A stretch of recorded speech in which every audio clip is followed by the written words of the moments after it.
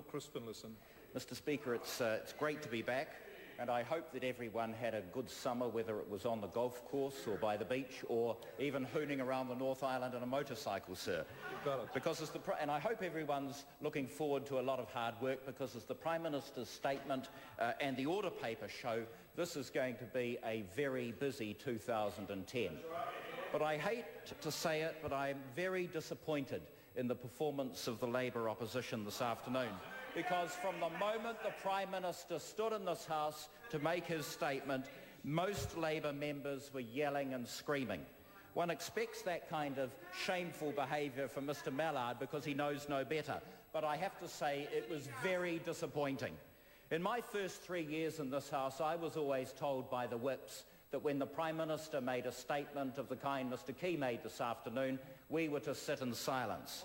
So I had to sit there and listen while Helen Clark announced her program to suppress freedom of expression, to regulate the free exchange of ideas at election time, to remove the right of people to go to court and so on.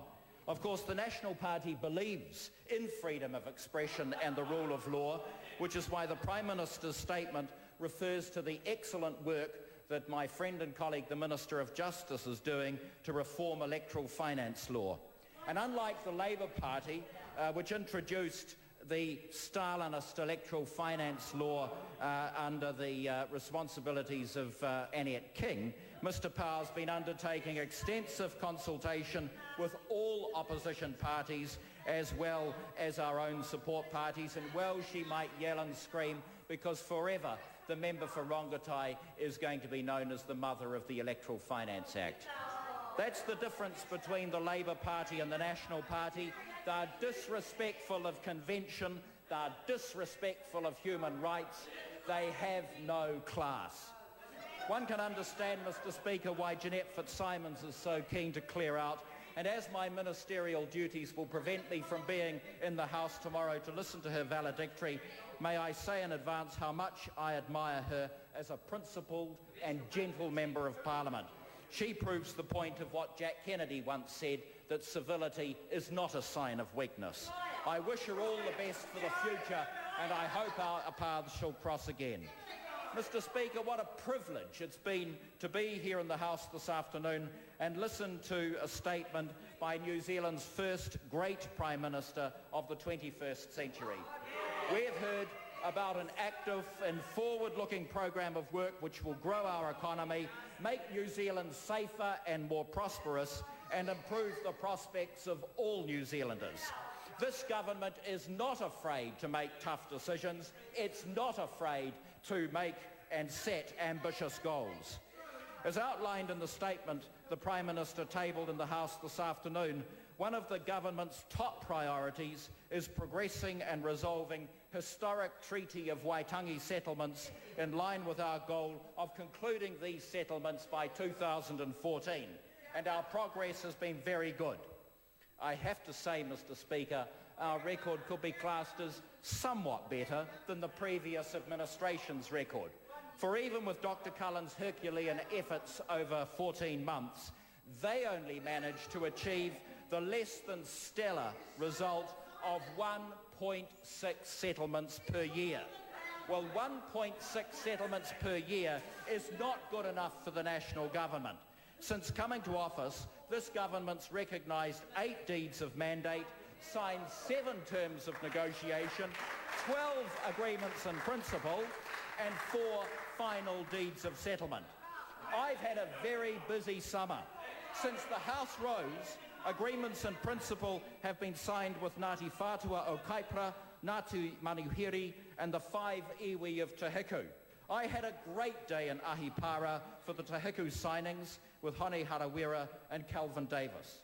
I didn't see Stone James there, which I was disappointed in, I have to say, because even if Phil Goff doesn't enjoy his company, I do. The Muri Whenua claim, for the benefit of Mrs King, was commenced by the late Matt Rata in 1986. The tribunal reported in 1997, and throughout 9 long years of a Labour government, they did nothing.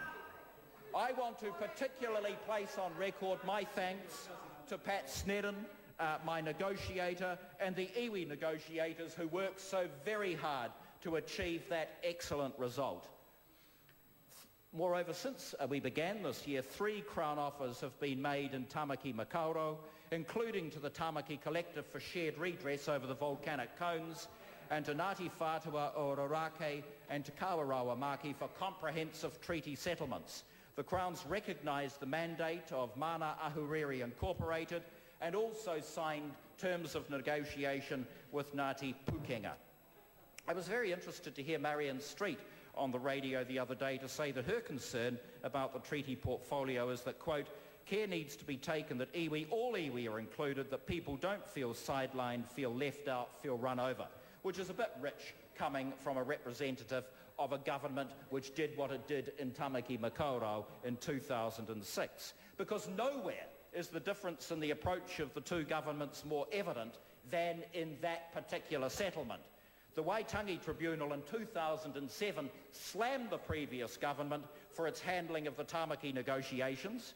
Among its findings were that the Crown's conduct was inconsistent with the principles of the treaty, that the Crown failed to fulfil its duty to act reasonably, honourably and in good faith, and it added that if the Crown were to continue down the path prefigured in the agreement in principle, the settlement would certainly create new grievances for the other tangata whenua groups. Isn't that impressive? So in the Auckland area, which accounts for 20% of outstanding claims, Ms Street's government achieved nothing but stagnation. And why? Because that government thought it would be easier to negotiate with only one iwi out of 22. The others could be sidelined, they were left out, and they were run over by the Labour government in which Ms Street was a minister. So one of my first acts on becoming the minister was to appoint Sir Douglas Graham as Crown facilitator in the region to develop a negotiations framework which would bring a fresh approach and get the ball rolling in Auckland, because it's crucial that we make good progress in Auckland. Those people have been waiting for too long. Ms Street also said she's concerned there'll be new grievances created because of the speed applied to the treaty process from the member whose party brought us the Foreshore and Seabed Act, an act opposed by 94% of New Zealanders. That's indeed a bit rich. So we know the importance of durability. This government's goal of settling all historical treaty claims by 2014 is not just for the Crown, it's especially for iwi. Iwi are telling me constantly how anxious they are to make progress quickly. This government realises that to delay settlements any longer than necessary creates new grievances. But Mr Speaker, today's speech by the Leader of the Opposition showed that the Labour Party's learned nothing from its errors. Phil Goff's speech sounded like the same vein-popping, empty, angry rant that we heard last year, the same speech, poor old formulaic Phil Goff. We begin 2010 with Labour led by two relics of the 80s.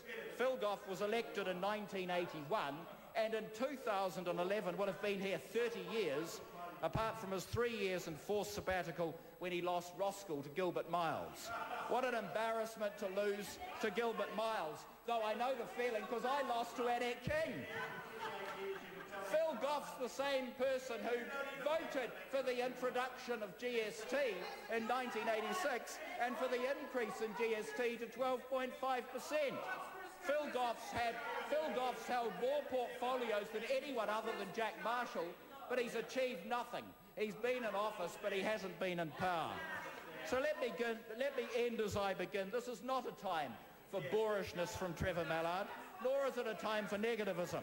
The holiday's over, it's back to work, and I wish all members well as we embark on this government's busy legislative programme, and I look forward to working with everyone in my customary bipartisan manner.